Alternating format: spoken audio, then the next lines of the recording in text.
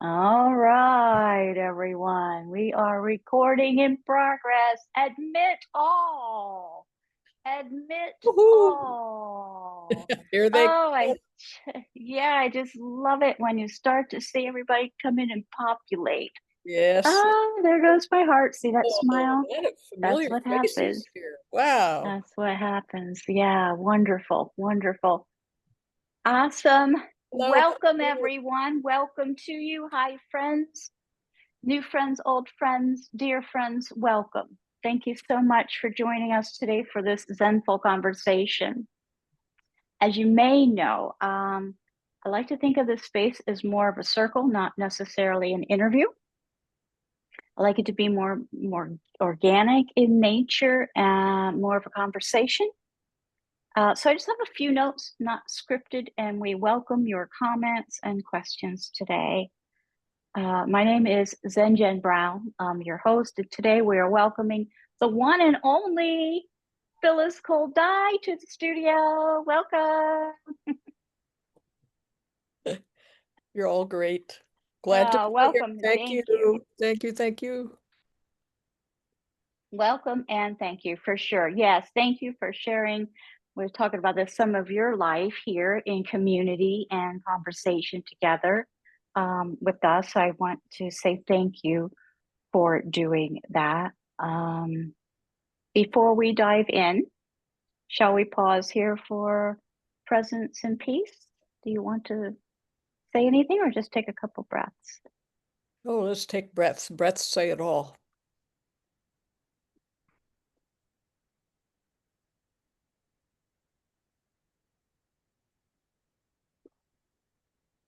All right.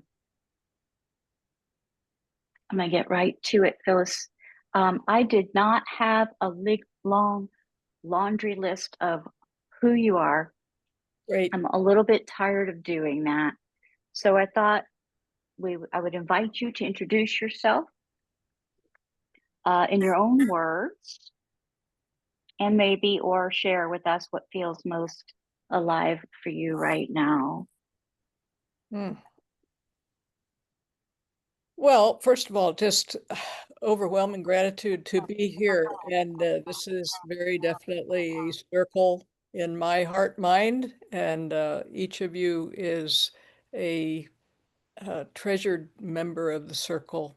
There's nobody outside it. The rest just don't know they're here. Um, I want to thank you, ZenJen, for the invitation for conversation rather than an interview. And it's also just lovely not to be programmed, not to be scripted, not to be planned. This is just going to unfold, and we all create it together, and that's fabulous. I am scared when anybody asks me to introduce myself because it requires me to put myself in boxes, and I kind of have been working my whole life to unbox myself.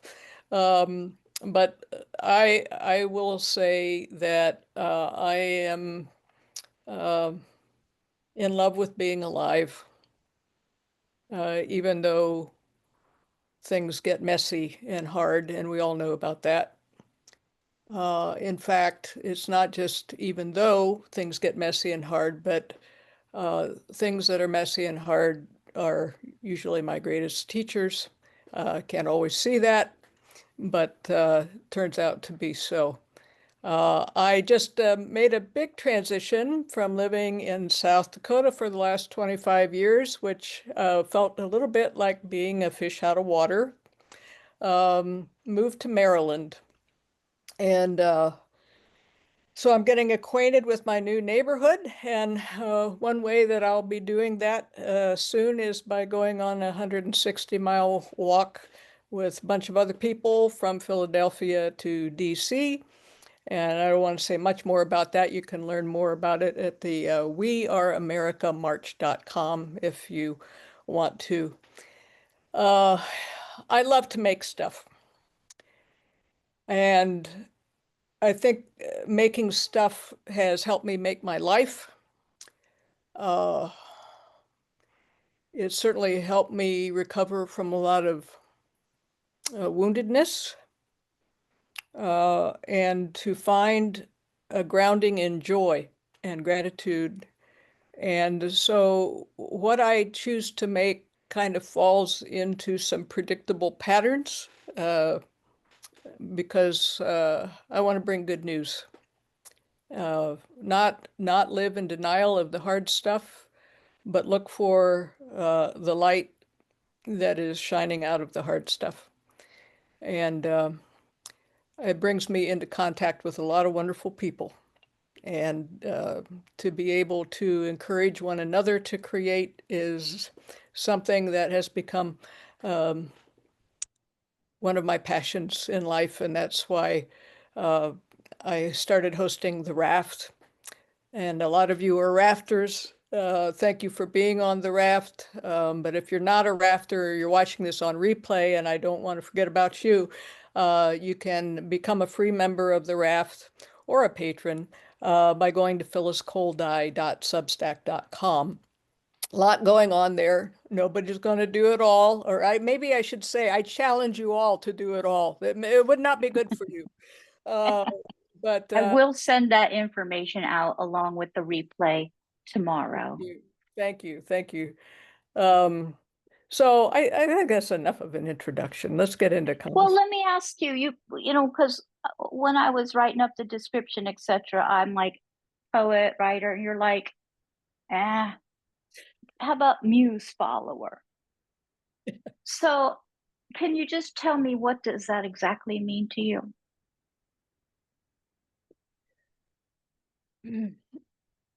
Well, I'm not making any claims about what the muse is, first of all, but I think everybody uh, can deepen connection with that part of ourselves or that part that is beyond ourselves that we're all plugged into. I don't have language for these things, but it's where our creativity comes from, our inspiration comes from, uh, the joyful making of our lives. And I'm not talking just about the arts. Just being alive is a making process. It's a problem-solving process. It's a creative process. And if we can kind of get our egos out of the way, especially, and tap into something deeper than ego, um, we find uh, ourselves making something that wasn't there before. And when we do that, especially in kinship with other people who are doing that, we help propel the world into something more than it was.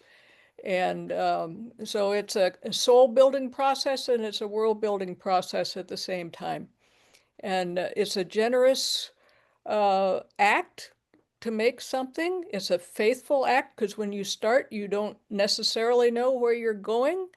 It opens us because we get ideas along the way that we could not have foreseen otherwise. I mean, there are just so many ways in which intentional creativity ends up nurturing spiritual creativity. These become indistinguishable. And so if we're painting and we're following the creative nudges that we're getting when we're painting or we're cooking in the kitchen, we're following those creative nudges, we learn to also pay attention to nudges in other parts of our lives and find that this is one big seamless creative life that we're living. And so a muse follower, I just try to follow the nudges. So I'll just give you the example of, and again, I could be creating all this in my mind, all right? But the day that after some weeks of sitting with the idea of doing this 160-mile march, the day that I signed on the dotted line, so to speak, within a minute after that, I got in my inbox from a completely different source, uh, a poem. I use that term lightly. These are actually an English translation of a Navajo prayer that is used during ceremonies of transition, especially childbirth. And what are the words of that? Every line pretty much starts with I walk, I walk, I walk, I walk. Just popped into my inbox instantly after I signed on the line. Now, I just took I that. know, I love I it. took it as affirmation. I don't make any claims for it, but the nudge that I had felt growing in me over a period of weeks to do this march felt affirmed by that. And again, that's a creative act, my putting these things together in relationship with each other. And somebody else could look at it and say, it's just coincidence, it's just happenstance, it's luck. What I don't make any claims. I just know that for me, the felt sense of this, the intuitive sense was you did what you were going to do, you were supposed to do. Beautiful, beautifully put. I do like how you put things, how you phrase things. I got to give you a hand on that. Yeah, is there any way we can support you in this walk? Send good thoughts to the legs of everybody walking. There's a lot of us that are older, and but there are cooks, there are peacekeepers, there are medics there. I mean, this place, it's just really well thought out. So if you want to make a donation, if you can go to the website um, and do that. If you're in the area between Philadelphia and DC, there is a route map on the website. They're inviting the public to come out and walk however much you want to. So I'll put the link tomorrow as well, to the link to I that, just in appreciate case that. anybody wants to check it out. You are not a person that is afraid of experiences, though, and I'm going to go back a few years now with this book, The Emptiness of Our Hands. Yeah.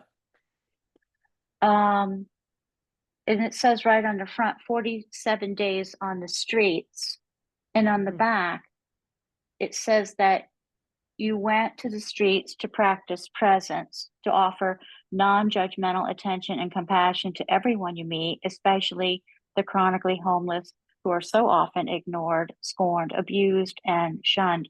And you did this with James Murray. Um, can you just give us a little bit of how that, because that was what, 20 years ago? 1999, 26. Um, Same process. What I described it as, and it happened a little differently for James. So I'm going to, for the sake of time, not tell his side of the story, but I'll just tell you that without James, I don't know if I would have survived that. So he's very much a part of everything that I say about that experience, very formative experience in my life. And the way I describe it here, the muse is described as the thing with a capital T. The thing came down and said to me one day that I had to go out on the streets in order to do this. And I was not homeless. I could have gone home anytime. I was voluntarily living on the streets for those 47 days. And within the first 24 hours, I was so traumatized that I didn't know what I was doing. Um, so the book is really meant to be a window through my perspective and James's perspective on what being without uh, shelter can do to a person. Um, it's it happens. The dismantling of your identity happens so fast, and um, trying to find the ground that you're going to stand on when your identity, other people have dismantled it, and you have participated in that process because you volunteered for it. But when the thing comes down like that, that's the big nudge. That's the following of the muse. I know what that feels like in my body and in my spirit, and I don't argue with it. It becomes then a question of how do I do what I've been asked to do. And so when the idea of doing this march came to me, it didn't come down with the force of going to the streets, um, but it was similar. And I carried back with me from the streets both a lot of trauma and physical ailments and so on. It took me years and years to recover from that, but recovering from that taught me that I can pretty much face up to anything. I'm a very tough person now because of that. And so I had people saying to me about the march, well, just wait for them to get to Baltimore and then just go over and walk for a day as they go through Baltimore. And I could have done that, but the assumption behind that was concern that I couldn't make it all 160 miles. And I would rather assume I can. And then if it turns out I can't, I hop on a train and I come home and I meet folks in DC. I mean, there's no shame in not being able to do what you set out to do. You do what you can do. And you do it with joy and you do it with gratitude and you do it with heart. I have no illusions. This is going to be difficult on my body. But I'm not going to be alone. I mean, you see this wooden sculpture over here that was presented to me as a gift after I gave a speech somewhere. But I love it because this, we are not alone. We are hand in hand with other people. We are heart to heart with other people. And so I'm not out there. I mean, people are going to be giving me lodging at night. They're going to be feeding me during the day. They're going to be filling my water. They're going to be protecting me, you know. And when I get down there to DC, I hope I get a chance to talk to the National Guards. I want to ask them how they're doing and how does it feel to be doing what they're doing. I have reasons I need to be on this walk. And I don't even begin to understand what they are. They're going to teach me what they are as I'm there. And so what you said about not being afraid of experiences, I used to be, but I got onto a trajectory where people started showing me how much richer my life could be if I would stop being afraid of experiences and just open myself. I feel stretched and enriched by difference, by walking into what I don't know and letting it reveal itself to me. I'm built for this now. I wasn't built for this 25 years ago. So this is something else I just want to say is how are you changing in your life? Because this process keeps going until we step out of this life, I believe. You know, so how do we intentionally engage with that creating of our own soul, even as our bodies start to show their age? I like to say that I've gotten better at my practice of recognizing an intuitive hit and just going with it before my brain Intuitive talks hit. me out of it. Yeah, You I call it call an it an intuitive hit. intuitive hit. Okay. All right. It's my yeah, it's an So intuitive maybe hit. everybody So here has their own language for what this feels like or what this experience, because again, this happens to everybody. It's whether we value it, become aware of it, value it, and then actually act on it.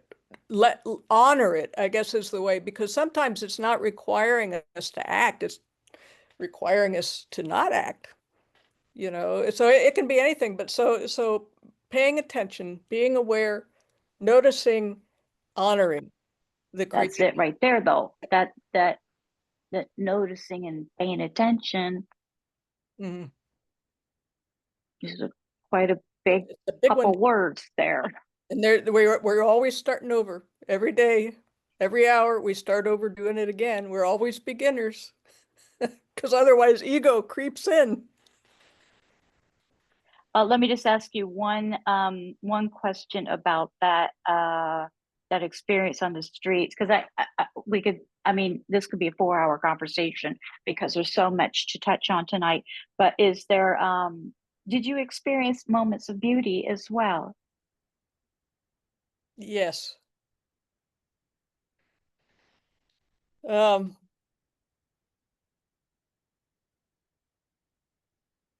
the moments of beauty, though, had a different quality to them because they were in a completely different setting. Um, one of the places that I went to for beauty was the Catholic Mass at St. Joseph's Cathedral on Sunday morning, and it was quite literally a way of getting out of the weather. I was not Catholic. James had grown up Catholic, but he also does not consider himself Catholic. So we were not going for religious content. We were going to get out of the weather. We were going to have sensory pleasure. The smell of the incense, the glow of the candles, the amazing pipe organ, the choir singing up in the balcony. Uh, there was a passing of the peace where we could have contact, if people let us, with other people who were there to worship. But sometimes that was fraught. um, so there were these kinds of beauty, the little sensory things that we were not as in touch with most of the time when we were trudging the streets or living in our little camp. There were interactions with animals because um, the beauty of the animals together with their unconditional regard for us. They did not care what we looked like, what we smelled like, why we might be in the park. We didn't have to fear them rousting us uh, through their uh, being intermediaries. We often got to relate to their human companions when ordinarily those human companions would have maybe not had any use for talking to us at all. The delights, the beauty of good food, when we would get good, nourishing, fresh food and it would be in our mouths. And I mean, so the beautiful things were often the simple things, the eye contact with somebody who smiles at you instead of turning away from you or spitting on you. Um, so what one thing that taught me about beauty is that beauty is soul food, beauty of every sort. And it doesn't matter how grand or how small it is, every piece of beauty. And so now, if we read a poem together, if we hear a song together, if we stand in silence together and hold hands, these forms of beauty are so powerful. They are so powerful, and we underestimate what they can do for us and for one another because the changing, the possibility of transformation and evolution are happening inwardly. They're not showing on the outside often, you know. So I would just plead with everybody to acknowledge what you do with your own creativity and to say, this has value to somebody. And I may never know what that value is, but it matters.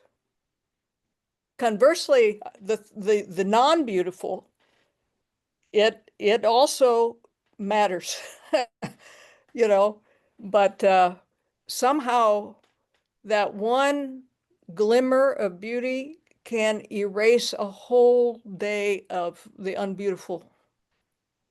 So Wow. don't underestimate the significance of anything that you say, do, think, feel. Phew. Let's take that to heart.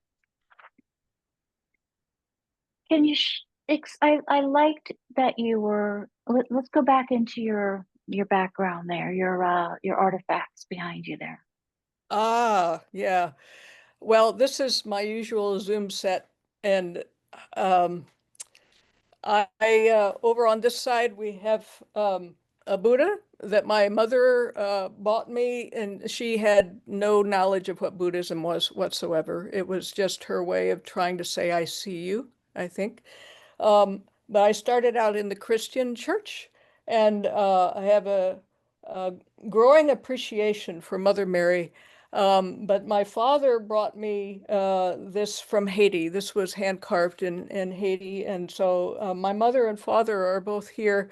And these are the two religious traditions that most intentionally fed me, I guess, until I got to a point where I didn't want to be in a religious box. Behind me, we have a new Shiva, which I just got for a few bucks at a garage sale.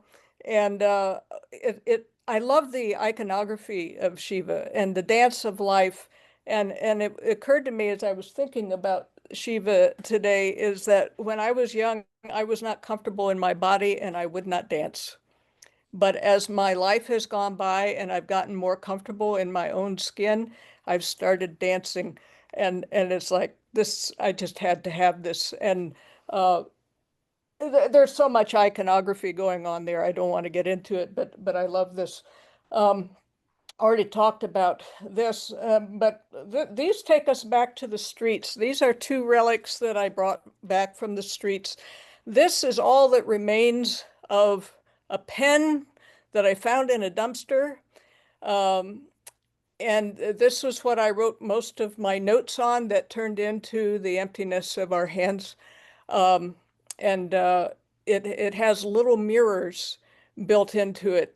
And I used so many. As soon as one of the ink cartridges would empty out, I would put another one in there until the thing just started falling apart. But the notion of us being mirrors for one another and mirrors for the light that shines out of everything. I just love the symbolism of this pen.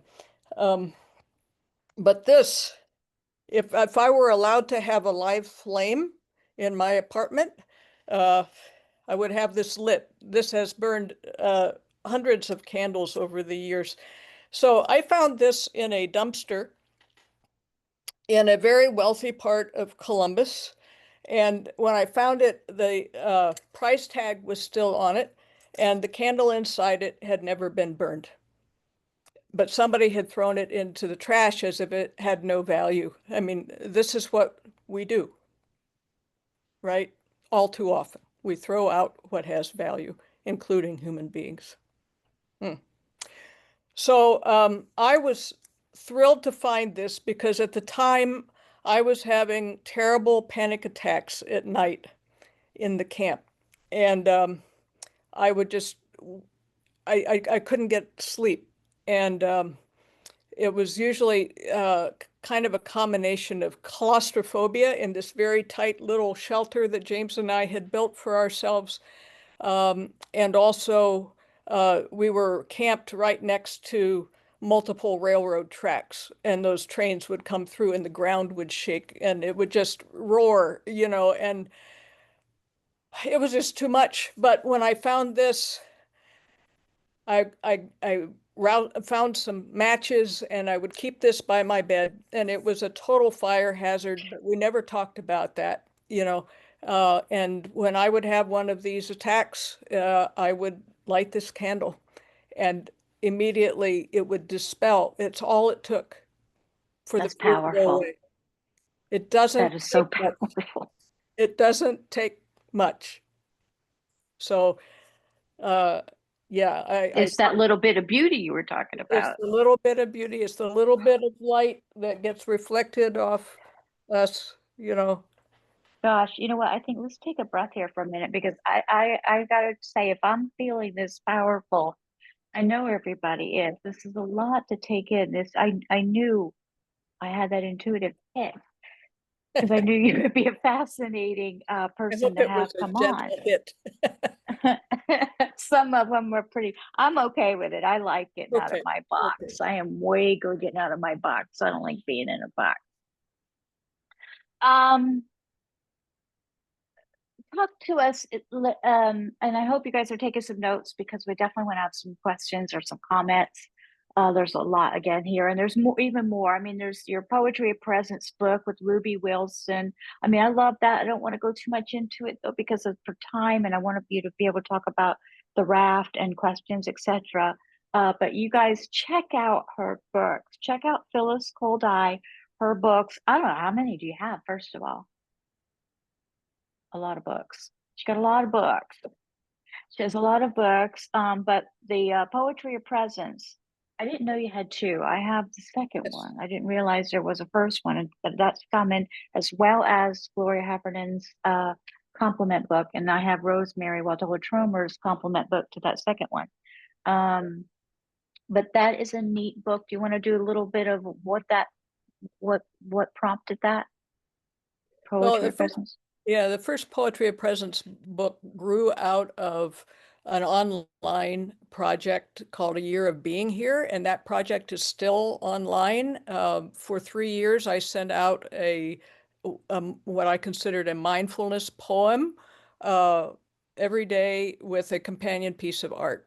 And those, I left the site up because people still work through the archives.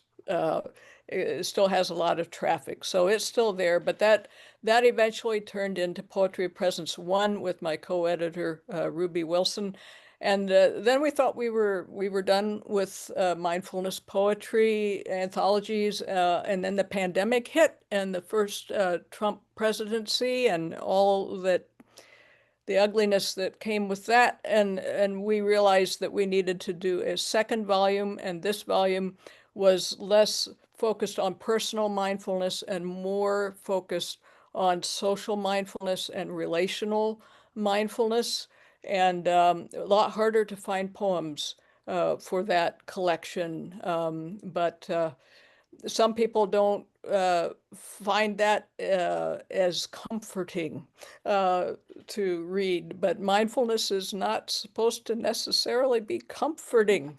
That's a whole other discussion. So that's what Poetry Presence 1 and 2, and of course those companion volumes on how to use these as muse nudgers for you in your own writing practice and reading practice. Those volumes by Gloria Heffernan and Rosemary Watola Tromer, they're just wonderful. So we're great. Yeah, I agree with that. I'm excited to get the other one from Gloria because I got both those first volumes coming Saturday. Can you talk to us about the raft community? Mm. And I want to know, first of all, in this little bit blurb, um, why the raft?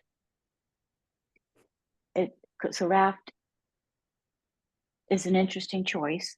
And then what brought it to fruition?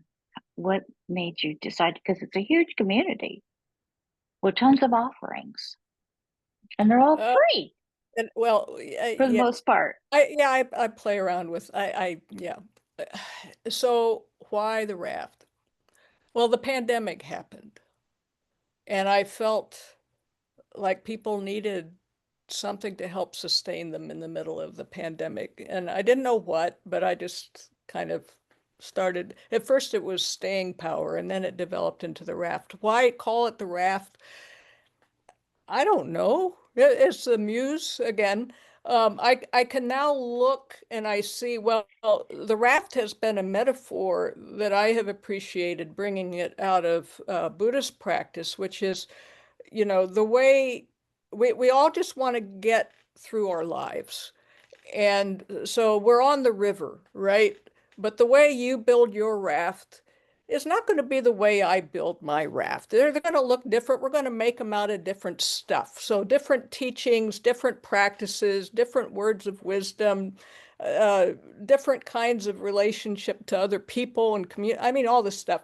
So you're going to have your raft, and Laura's going to have hers, and Jan's going to have hers, and I'm going to have and we don't need to pick apart how we're putting our different rafts together as long as they stay afloat, But then what happens if we hook our rafts together now and make one big raft?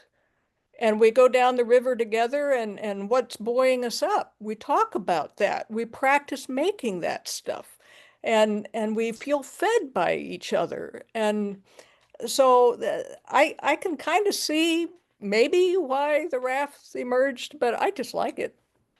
I like the metaphor, and that's so I'm glad that it popped in. It is. It's beautiful, and the way I hear, because every once in a while, I'm a part of your community, and am able to pop on, and I hear you talk about buoying us up, I feel it. It feels so good. But yeah, I know a lot of times I'm like the last to know why I'm doing something. I'm like, would I have to? Well, that makes sense. If I didn't, I always have this little conversation. Though, if I'd have known sooner, I think I would have been able to do a better job. Yeah, yeah. Well, there is a poem that I wrote. It's in one of the staying power books that I did, but it's also the gift when you join the raft. You get a download, and you can probably find it, or I can send it to you, whatever. But it kind of explains what the raft is. It's called a letter. I think it's a letter from the raft or something like that. So you come upon this letter that has been the raft speaking to you about why it's there, and it's giving you some advice. And so some of why the raft is in that poem. So that was not well said. No, it's all well said. It's a lot to take in.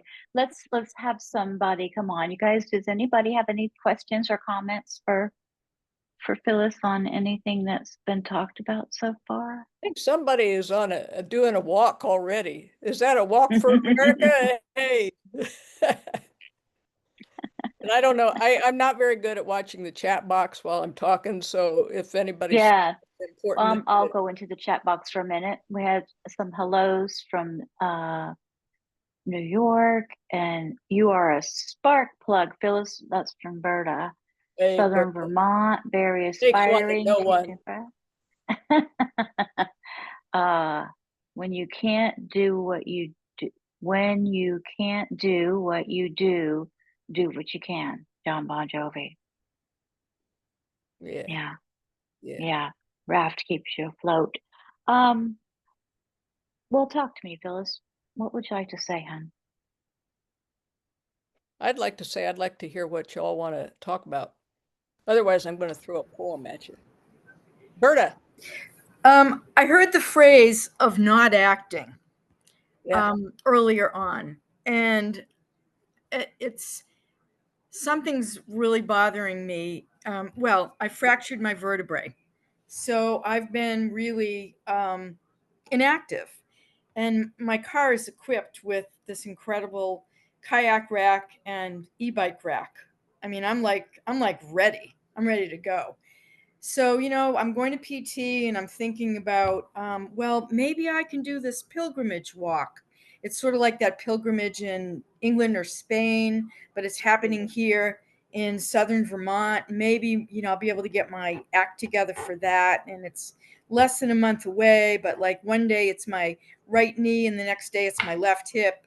And then, they switch places during the course of the day. So I heard the phrase of not acting, and I'm just trying to like settle down with, I thought I could walk, but maybe I can't even walk, and my body just, I know that's sort of out there and it's sort of loose, and I'm just trying to reconcile and deal with this. Berta, I know you're a really creative person and you don't need me telling you what to do. Okay.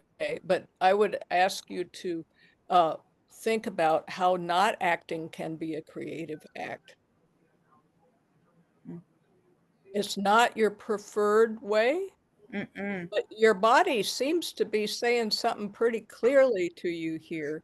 So maybe it wants a different kind of pilgrimage. If it's the pilgrimage part that you were really interested in, there's more than one. You can do a pilgrimage sitting in your chair Hmm. and creating such. How many days was this pilgrimage supposed to be? It's just two. Just two. Well, it's 20 some odd miles. Yeah. Yeah. Yeah. I just Okay. don't know. I can do part of it. Yeah. So I, just think about what it. But I think some of us who are drawn to experiential creating, you know, sometimes we push beyond where we should go. And part of us knows this. So listening to the body is a creative practice. you know, and in the same way that you listen to the muse and the muse starts talking to you more, or you become more aware of the conversation that's already been happening, that happens with the body too. The more we pay attention to the body and we honor what it's saying to us, the more it cooperates with us in the living of our lives, I think. So right now I feel you and your body kind of having a little argument. Yeah. So I'll just observe that and let it go. Okay. Good luck with Yeah, it with was the the relation. phrase of not acting that Yeah. just got my wheels turning. Well, follow the turning of the wheels, Mm, because whatever that meant to you, it grabbed you. So mm. it's up to you to explore why it grabbed you. Thank you, and good luck to you in your walk. Thank you. Thanks, Berta. I'll carry Deborah. you with me, Berta. What's that? I'll carry you with me because I know you'd like to be doing at least 20 miles of it. Thank you. Deborah, you're on mute. There you go. Where's Deborah? There you are. Phyllis, Hi. I am so completely inspired by this 47 days on the street. Before I ask you a question about that, though, I want to say what a, as an aging woman, I'm, 75 years old, getting close to 76. Wow. And I'm having to do these things like Berta is talking about for different reasons, where I'm having to recognize what I can do, what I need to do, what I want to do, and then finding ways to do it, even if it's not exactly the way I would have done it originally. Where do you stop? Yep. When you realize that you have to make your world a little bit smaller in order to survive the hubbub of today. Yep. Now, 26 years ago, 27 years ago, that was a radical act. It was a radical act of solidarity. It was a radical act of simplicity to say, I am going to walk into a life that is so foreign to my privilege of just being able to wake up, put on clean clothes, and have a hot meal, have a cup of coffee. And so I don't know how old you were then. I don't know how old you are now, and it doesn't matter. 33? I think I was 34. I don't know if I got the math. All the more extraordinary. Yeah. All the more extraordinary because that is some, I guess what I'm asking, and I've already ordered your book. Berta gave you a very strong rec here. I'd be both tongue-tied and exuberant in describing how impressive a read that book is. Highly recommended. Phyllis has such depth and soul. And so I am now have this image of my mind of a 33-year-old woman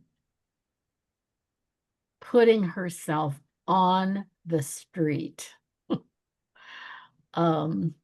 And obviously it was transformative, but what I'd like to hear is what led you to that point? What were you seeking? What were you missing? And how did the experience differ from the way you imagined it? Oh, gee. Because I think going into something like that, there's a lot of idealism operating, and the reality of it is the reality of it. Mm-hmm. Well, these are all wonderful questions, and thank you for them.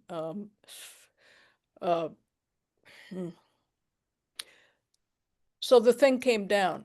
And the thing came down after probably almost a year of my asking the universe, the spirit. I don't have language. I try not to use language for these things, but it makes talking about hard. There is a growing presence of unsheltered people in this city. We need to be doing something, and I don't know what it is I should be doing. So I just started asking, what can I do? What can I? And I started kind of surveying different possibilities, and nothing felt right. But I just kept asking. And that's when the thing came down, almost a year after I started asking the question. So uh, we don't have a timeline for when the muse talks.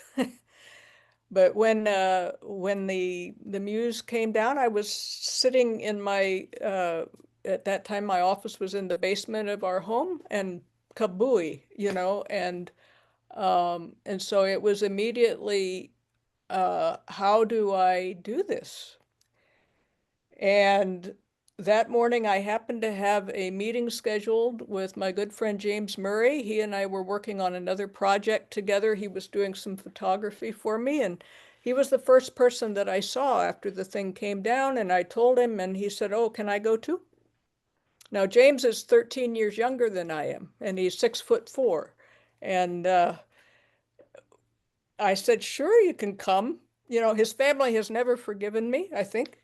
Um, he came to it from a different place. I had been brought there with this sense of this is an extension of my practice of presence, which is something that Buddhist practice had really uh, meshed well with my Christian roots. It's like Christianity had taught me the power of loving everything and everyone.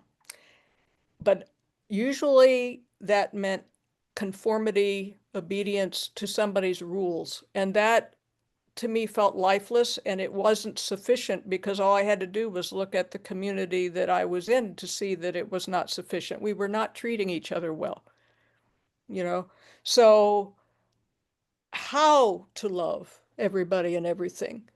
I began to find my way into some practices that helped me with that when I discovered Buddhism, Zen Buddhism, Mahayana Buddhism. So this was going to the streets was an extension of all of this. How did the experience match up with my imaginings? Well, James and I, before we went out, uh, did our best to try to unpack what we were imagining things were going to be like so that we would not carry those expectations with us onto the street.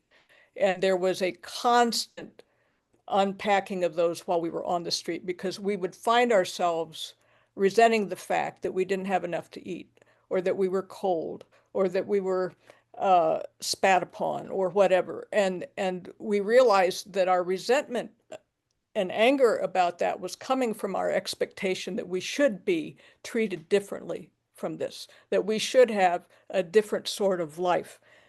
But if you give that expectation up, the mental suffering, the spiritual suffering, takes on a very different cast. And then it's more about survival of the body. So we tried not to imagine. But I remember one very powerful moment when James and I, this was James's idea. He surprised me with this. This was in February. It was cold. Maybe it was March, because there were old milkweed pods around, the brittle, that had not dispersed the previous year. He had found one of these, and he took me onto the Broad Street Bridge, and we stood on the bridge and we cast dandelion fluff over the water, this ugly brown wintry water, letting go of what we needed to let go of in order to keep going with what we were doing. So letting go of our need for 3 meals a day, letting go of our need to be loved, letting go of our need to be who we had been, and just let things unfold. It was a very I'm getting a message that my connection is unstable. I hope I'm okay. But it was a very You're okay. You froze a couple seconds, but it's nothing to okay. worry about. Powerful ritual that he and I will always remember, and it's recounted in the book. So letting go, letting go, letting go. And we empty ourselves, but there is no empty there. There is no such thing as empty. The empty is full. The full is empty. It's one of those mysterious, paradoxical things that I don't have language for. Yeah. Yeah. Well, that shaped you, because when I think of you as a deep thinker. You are a deep thinker, and I really like that so much. But it's because of these things, these experiences, because if your practice is that deep, and that's what the practice is. So it's doing it. Well, and today is the same practice. We are as a culture on the streets. We have no shelter right now, collectively. We haven't got enough food. We are not safe. We are all having a panic attack. So what needs to be let go of so that something else comes up in its place, which we hope is presence. A presence that can heal, that can transform, and so on. But we've got to let go of some of the stuff that makes us feel safer, which is being really, really angry. I just have one thing I have to say. And again, you are, so it was a spiritual quest, basically. It was a spiritual quest of putting yourself on the street to understand what that feels like and what it means. No, No. I'm going to correct you. The understanding came after the nowness of the streets was simply to be present to what was happening. To be present. To keep peeling away the fear and the frustration and the all of that, to just so our camp, for example, when there was a kind of a little war that broke out on the riverbank toward the time that we were getting ready to leave, different factions were fighting with each other over the turf.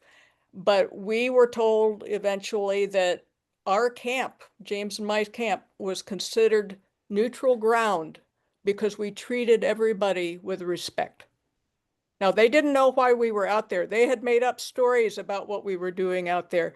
We didn't lie to anybody. We just let people tell stories about us. And it, but anybody who came into our camp, no matter what was going on, we tried to receive them and to be present to them. That doesn't mean that we put ourselves in danger. But I mean, you find we were not perfect at this, but are trying to be respectful and compassionate toward people who are normally just shunned or abused, or they feel ashamed.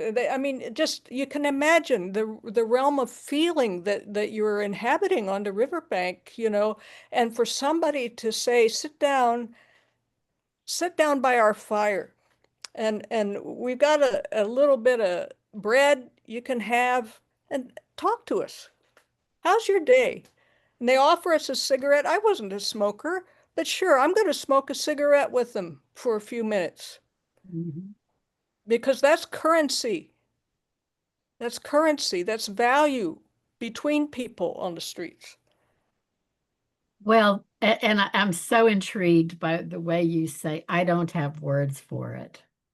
And yet you're a poet and you find beautiful words. But I understand what you're saying. There are some things that are beyond words, and we Silence. try to find a way. I love saying, I don't know. I love saying, I don't know. Yeah. I also Good. love Me saying, too. tell me more. Tell me more. Wow. Show Yeah. up. Hey, thanks, Deborah. Yeah. Does anybody else? I'd like to get another couple comments or questions in. Oh, come on, Don, Joanne, anybody? Go ahead, Joanne. Okay. Two things came to my mind when you were speaking. One is a quote by the Dalai Lama, who says, "I am always at the beginning, always." That came to my mind. And I also thought of a woman, maybe in the 50s or 60s, called herself Peace Pilgrim. Pilgrim. You know Peace Pilgrim. Yeah, I've read her books. Tell everybody else if they don't know. Yeah. Peace Pilgrim was a woman who was so against nuclear weaponry.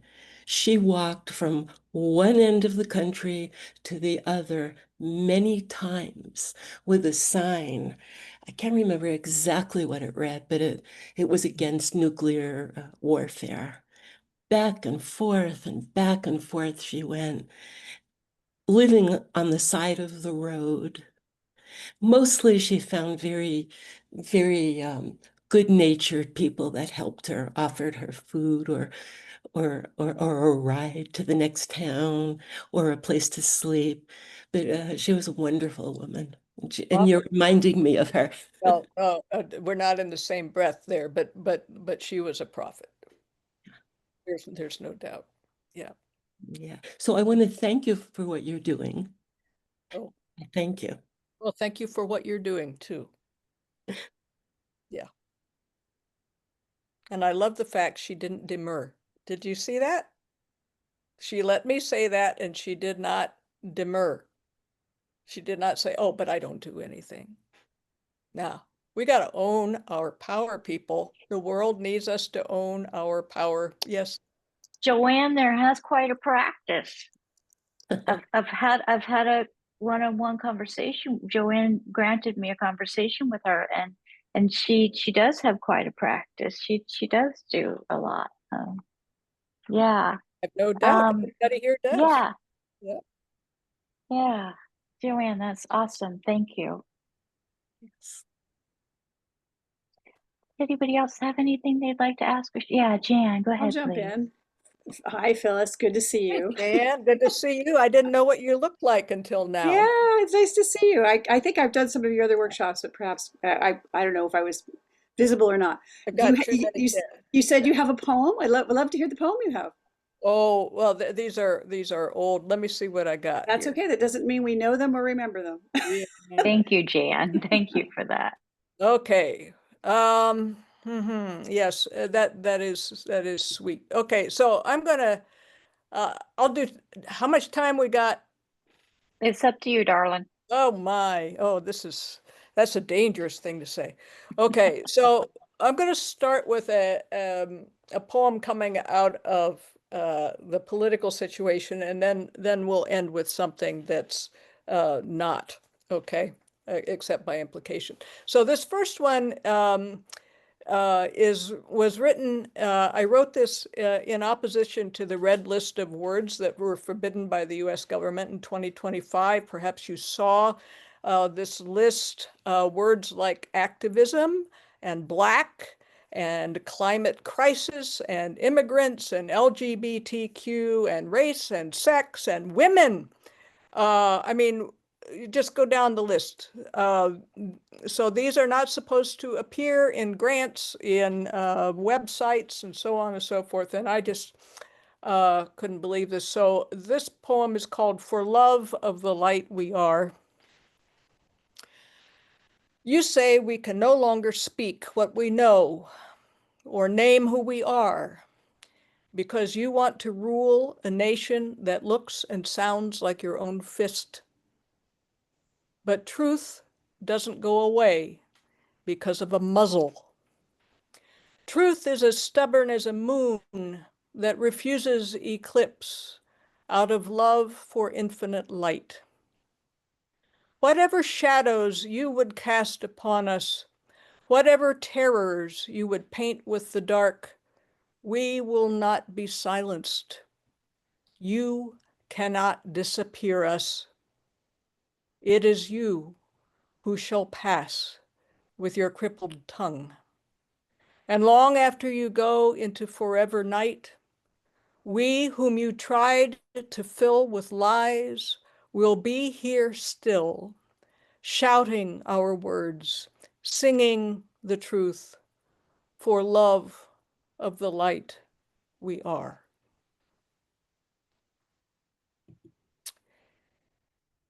And this other one, this may be the most recent poem I've done. I've lately been so busy, I just haven't been able to write, which is not a helpful thing to me. But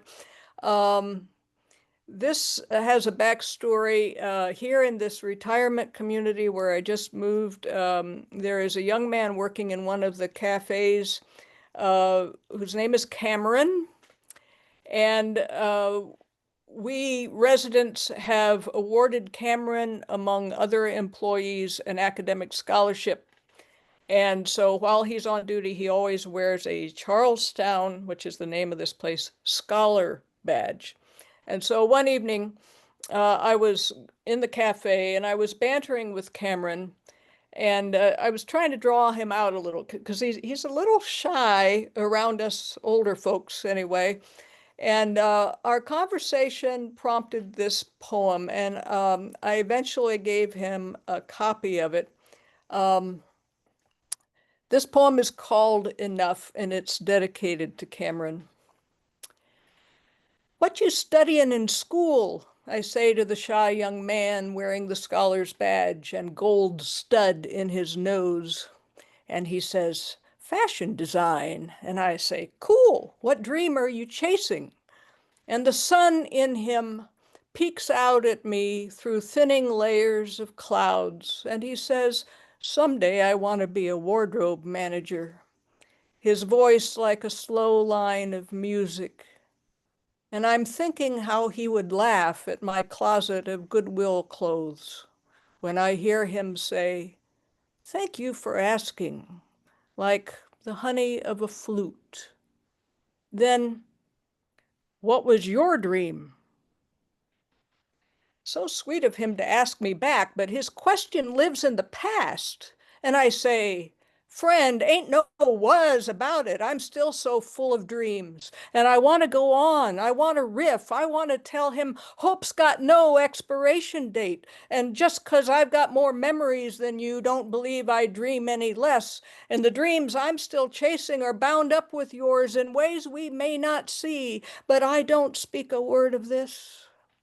Some truths you can't learn by being told. You got to live long enough, got to get old enough, got to have chances enough. And maybe then, if you're lucky enough, you might begin to understand this world's not complete, and neither are we. There's no perfect tense in the grammar of dreams. But what's here is enough for impossible things.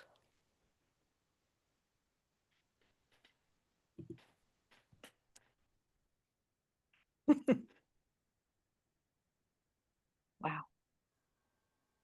Right back at you. Yeah, you got to preach it, Phyllis. I don't know how to do that. How is it that you do that? No, and sometimes I can do things this way. Yeah, there comes the confetti, people. There's the fireworks. Wow. Wow. Yeah, Wow. Yeah. Did you say you had one more? one more. No, I don't have Oh, one. you had two more. Okay, I thought you said three. That is actually your writing is well, represents you. Mm. Any Mhm. last minute comments, questions? May I put a special plug in? Oh, Just, absolutely. just quickly, Absolutely. if you haven't seen it, I'm hosting a 6-week series starting 2 days after I get back from the march. It's every 2 weeks from the middle of September to the very beginning of December. It's called the Joysters. And we will explore the question of how do we use joy as a form of resistance. This is a quote from the poet Toy Derricott. Joy is an act of resistance. So we're going to explore what this might mean. And I have ideas about it, but we're going to co-create this experience together. And I would invite you, there's still some seats left in that. We're going to have a limited seat, and you have to be at each session. You have to commit to that, and you have to commit to be there with your camera on and unmuted.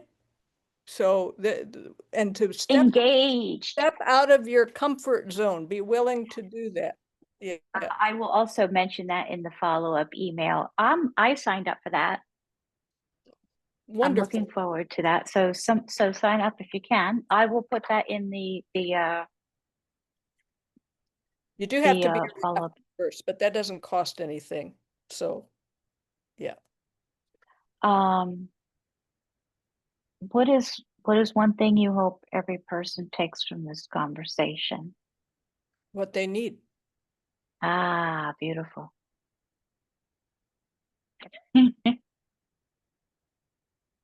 Yeah. But I just want you to know that gratitude is the ground.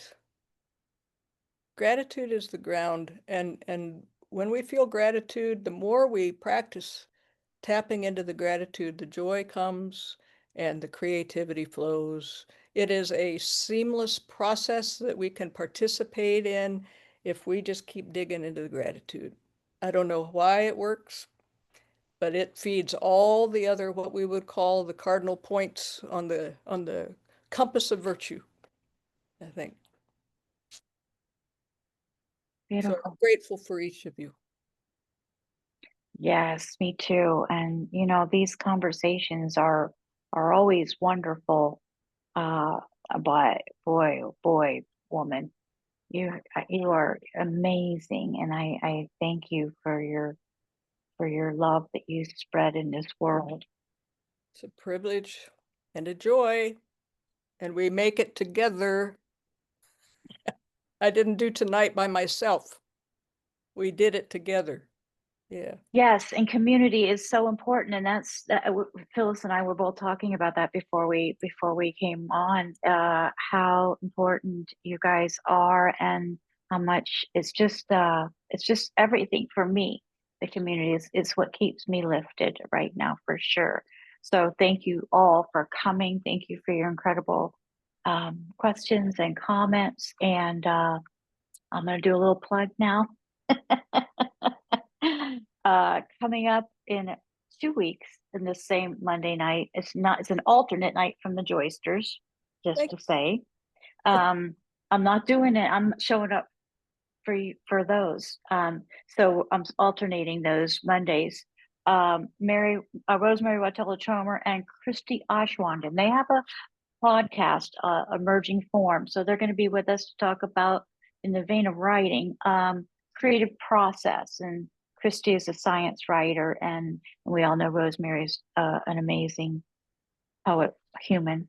And then also Maya Stein will be coming up, and she's going to be talking to us about the art of revision, and workshops, etc. are laced in with that too. So please go to zenfulconversations.com and sign up for it, and they are all free.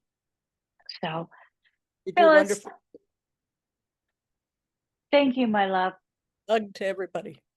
I knew it would be wonderful. You have filled my heart. You all have filled my heart. Thank you so much. Tomorrow replay tomorrow afternoon sometime. In deep gratitude. Yeah. Namaste. Bye-bye. Thank you so Thank much. you. Your Thank chin up. you. Yep.